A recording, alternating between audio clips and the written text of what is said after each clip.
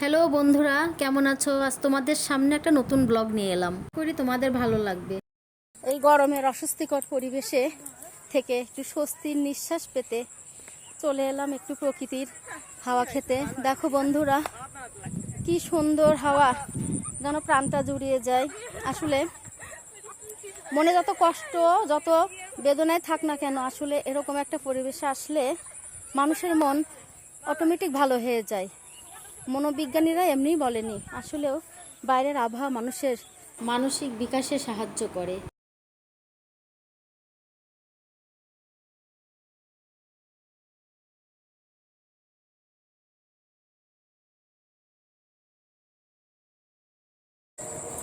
চারদিকে শুধু সবুজ আর সবুজ।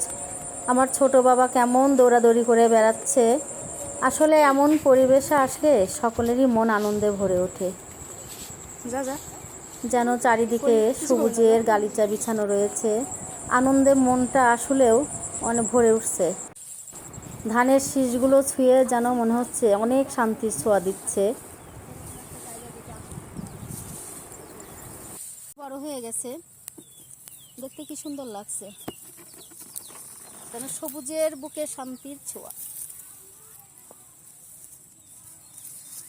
পাকা ধানগুলো দেখে গান গেতে ইচ্ছে হচ্ছে। ধানের দেশ পানের দেশ, এই আমাদের বাংলাদেশ। না, ধানের ক্ষেত, আজ ধানের ক্ষেতে রৌদ্র ছায়ায় লুকুই খেলারি ভাই লুকোচুরির খেলা। চলো হারিয়ে যাই দূর ওই সীমানায়, যেখানে আকাশ ঘিরে আছে সবুজের ছোঁয়ায়।